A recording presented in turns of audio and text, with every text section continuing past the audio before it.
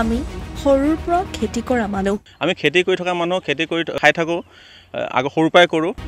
তেওঁলোকে আমাৰ মাটিখিনি 4টা বছৰে নষ্ট কৰিলে।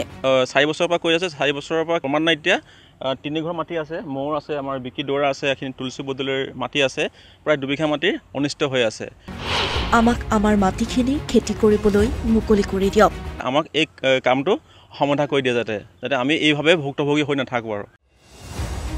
কাজিৰঙাত এখন ব্যক্তিগত অতিথিশালাৰ বাবেই শাওনৰ পথাৰত নামিব পৰা নাই কেইজনমান কৃষক।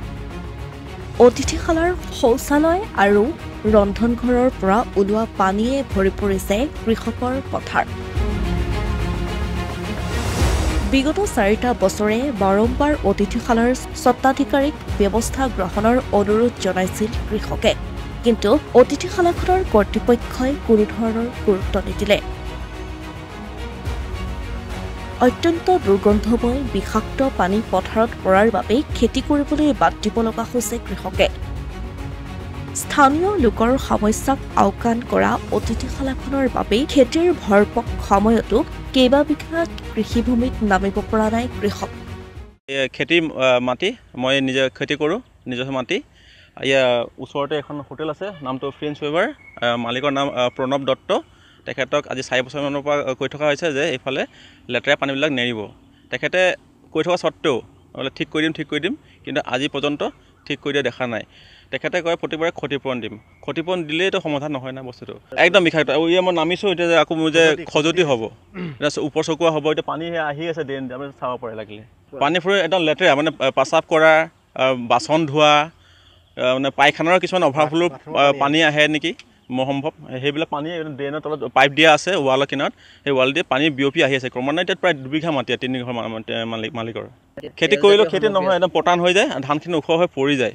এবাৰ মই কাটোঁ নিজে, মানুহ লগাই কাটোঁ, নিজেও কাটোঁ, কিন্তু তাৰপিছতো আকৌ ধানখিনি মানে গৈ পতান হৈ যায়গৈ আৰু। তেলজাতীয় সামগ্ৰী একদম তেলজাতীয়, মানে চাবলৈ গোটেই বিয়পি আহিছে, তেল সাৰ গোটেই। মইতো নামিছোঁ হয়, এতিয়া মই মানে এতিয়া খজুতি হৈছে, মানে গাবিলাক খজুৱাইছে আৰু ভৰি হাতবিলাক। দীৰ্ঘদিনীয়া এই সমস্যাৰ বাবে উপায়ন্তৰ হৈ সমষ্টিৰ বিধায়ক তথা কৃষিমন্ত্ৰী অতুল বৰাক অতিথিশালাখনৰ বিৰুদ্ধে ব্যৱস্থা গ্ৰহণৰ দাবী জনাইছে কৃষকে। মাননীয় শ্ৰীযুত অতুল বৰা ছাৰ, তেখেতক কথাটো মই এই নিজৰ থ্ৰুৱেদি মই অৱগত কৰিছোঁ, যাতে আমাক এই কামটো সমাধা কৰি দিয়ে, যাতে আমি এইভাৱে ভুক্তভোগী হৈ নাথাকোঁ আৰু। কাৰণ 4 বছৰৰ পৰা তেখেতক মালিকক কৈ থকা হৈছে, মানে আপোনাৰ প্ৰণৱ দত্তক। তেখেতক কিন্তু একো গা লোৱা দেখা নাই। আমি খেতি কৰি থকা মানুহ, খেতি কৰি খাই থাকোঁ, আগৰ সৰুৰ পৰাই কৰোঁ, আৰু যেনেকৈ আছিলে আমাক মহোদয়ে যাতে এইখিনি আমাক তেনেকৈয়ে মানে সুব্যৱস্থা কৰি দিয়ে আৰু।